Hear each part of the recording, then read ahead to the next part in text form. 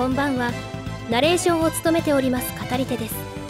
前回の動画の流れから引き続き量産機シリーズということで、ジェガンとリック・ディアスをフル改造してその性能を検証してみたいと思います。ジェガンと黒のリック・ディアスはコンテナから入手することができ、バルカンの威力が50高い赤のリック・ディアスは第2部序盤から使用できます。リック・ディアスはビームピストルの地形適応が B と低いのが気になる点ではありますね。まずジェガンは13段階改造することができ、 SP 回復と V アップユニットと忍術指南書によって攻撃に特化した機体へと強化しておきました。2000のビームライフルが4200の攻撃力までに上昇してますね。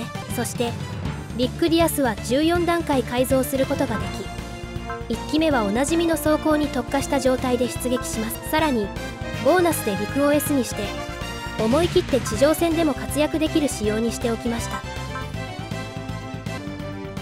もう1機はボーナスと強化パーツで機動性に特化したので、前回の動画からリック・ディアス・フルバーニアンと勝手に名付けることに。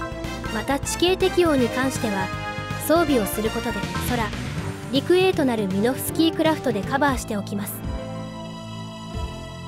本日の相手となるのがラフレシアでの久しぶりの登場となるカロッツォロナこと鉄仮面師が率いるクロスボーンヴァンガードですね。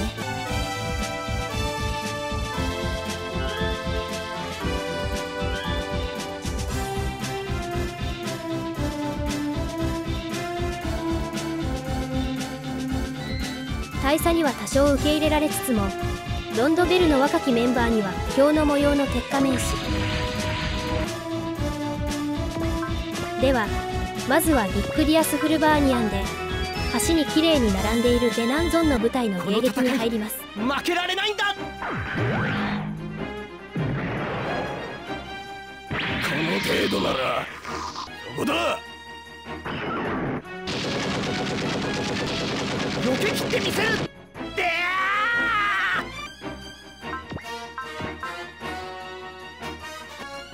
そこ。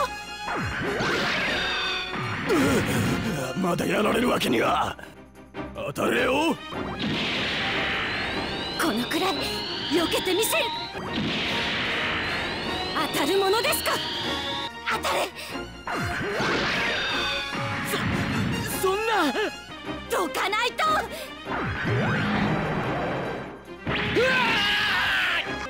運動性を捨て装甲に特化した機体にすら当てることができないデナンゾンに乗るクロスボーン兵の皆さん。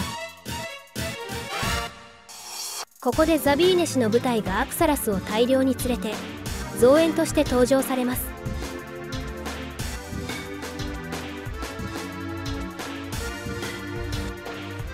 今のクロスボーン兵さんが乗っているのはアクサラス2のような気がしますが、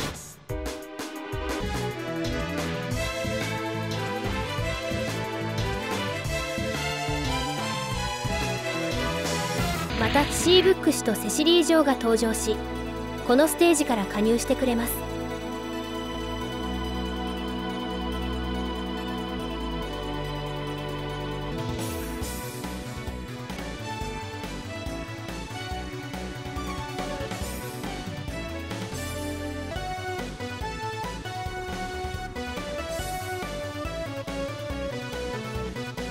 しかし小型化された機体でもなく、原作でボコボコにされた量産機が活躍するのが当チャンネルであったりもします。この甘いぞ。戦いは一瞬で決まる。落ちろよ。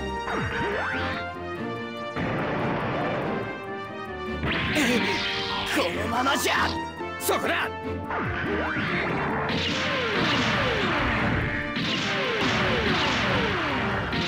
もっとよく狙え。落ちろよ。うわーってやるな。もっ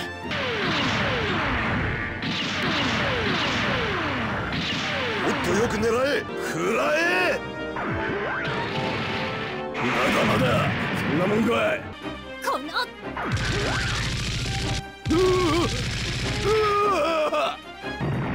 バニング大尉のジェガンの方に敵が押し寄せているので援護に向かいます。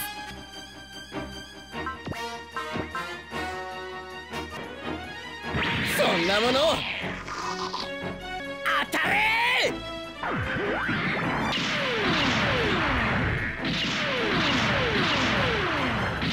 当たるな。また機動性に関しては浦木少尉のフルバーニアンより劣りますが SP 回復がついているので集中を使ってカバーしていきます。しまった。覚悟はいいか。しまった。そしてここからは走行特化とリクエストとなった絵巻の見せ所となります。当たっただけ。これなら当たれよ。かわせた。こんな攻撃でこんな攻撃で当ててみせる。そこ。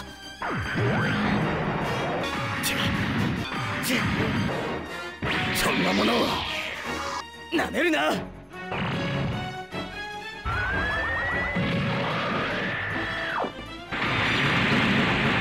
無駄よ。そんなビームが効くものですか。これならまだ大丈夫。バニング大尉の攻撃対象が破壊された時に隣接している機体にもダメージを与えることができる誘爆を使用してみましょう。しまった。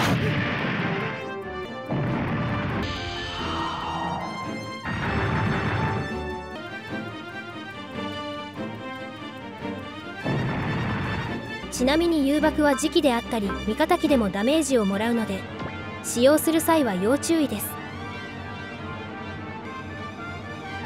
ジェガンはボーナスを空に振っており敵の数も多いためなるべく空陸問わず接近戦に持ち込んでいきたいと思います。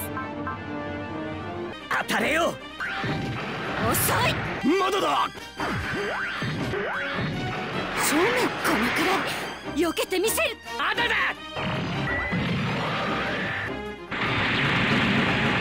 無駄よ。前に出るから。そこそこ。うわー。翔太。そんな。当たれ。まだいける。沈め。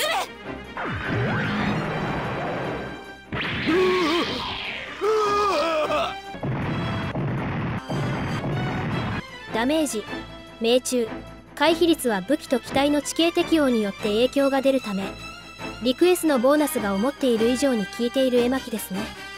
バニング大尉や浦木少尉に比べて若干格闘が落ちる絵馬注意ですがそれでもビームを弾きながら気持ちよく敵を切り落としてくれます。はい。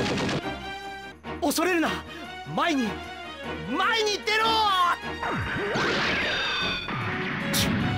かすったがこの当たるな。来た。当たってたまるかよ。このまま終われないんだ。出ろ。行け。この程度ならこのままだ。そんなもの食らえ。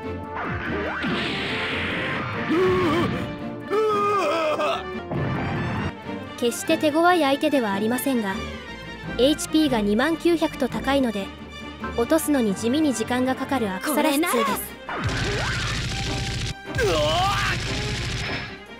す。死ねー。そんなビームなどで。試しに援軍で登場してくれた無改造のビギナギナと F91 で戦ってみるとここ見えた。うわ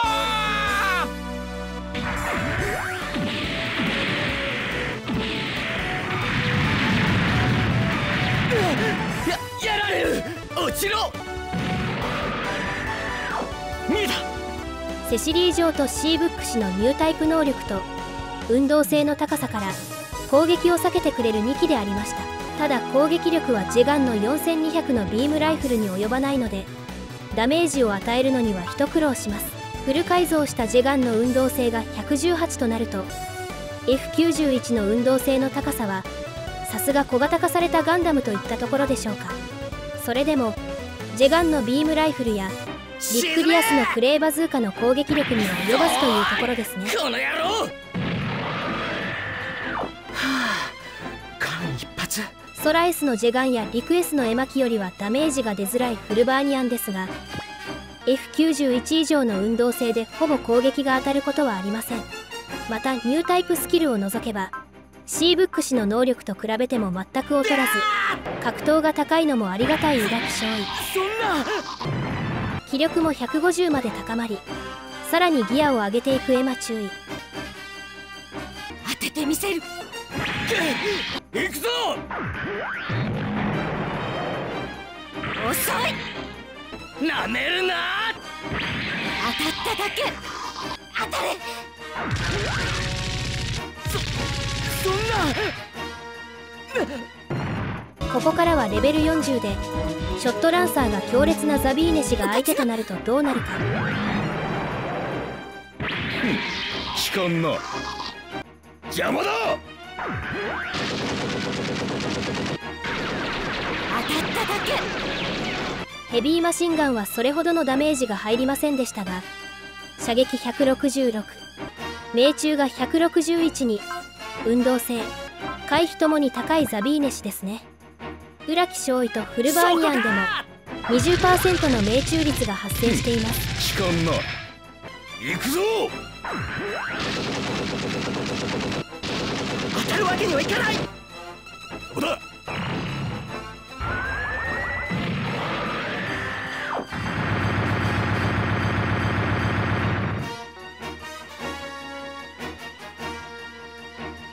ザビーネ氏にはしっかりとダメージを与えてくれるアクサラス3に乗るクロスボーン兵さん。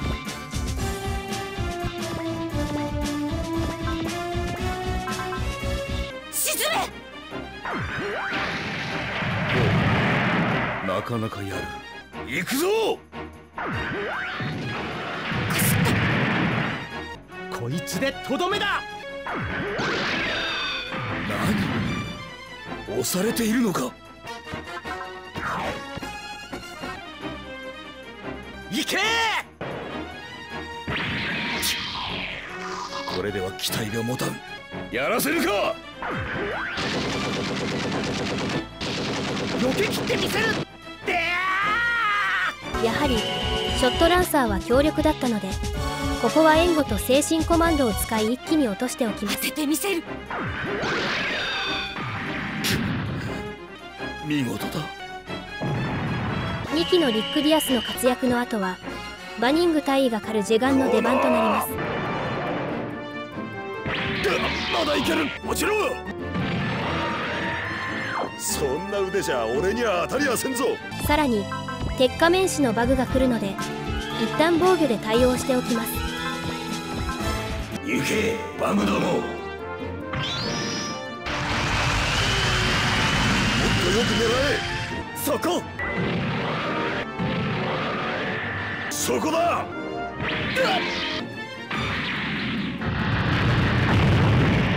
敵は模擬戦でもしているつもりか。落ちろよ。まだまだ。くそー。行けバグども。この程度では戦場で生き残れんぞ。この野郎。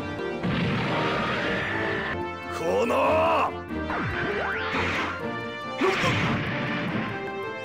しまった。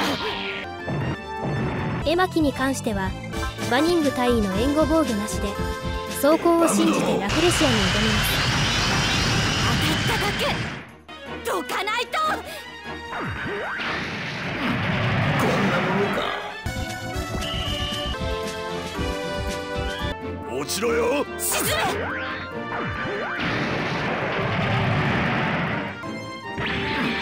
こんなものか。バグども。そんな腕じゃ俺には当たりはせんぞ。さらに浦木少尉とエマ注意のコンビネーションでこの野郎。無駄なのだよバグども。負けるわけにはいかない。いかないんだ。うかつな。おい、よくも。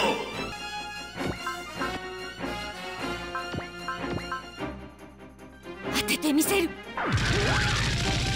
少しはやりおるな。だがバムども。やるけど。ここまで圧倒的な回避力と防御力を見せてきた2機相手にダメージを入れてくるのは、さすがノーマルスーツなしでも宇宙空間で活動できる男。強化人間レベルが6の射撃167と命中が172もあるので、底力が発動すると嫌な相手でもあります。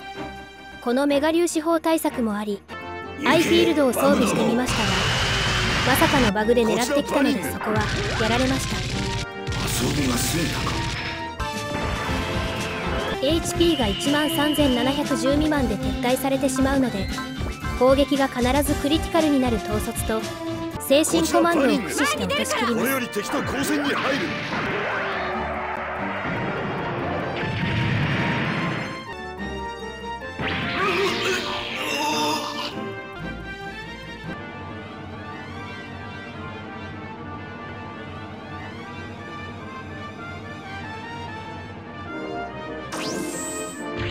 改良したバグで戻ってこられるのであれば、こちらもさらに強烈な機体を発見して応戦したいと思います。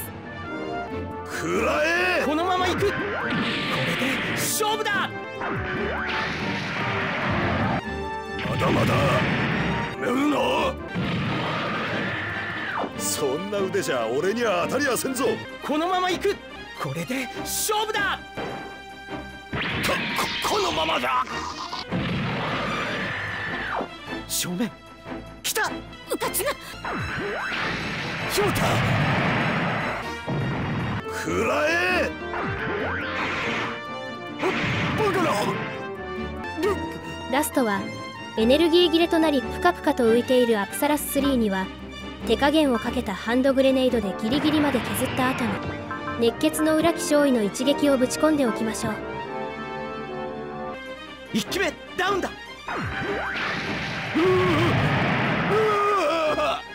ちなみにアプサラス3はアプサラス2より HP が600低く設定されていました。今後はこの2機の紹介もしたいなと思いつつ、またモビルスーツ系が続いているので他の機体も登場させれるよう更新していきたいと思います。本日も最後までご視聴ありがとうございました。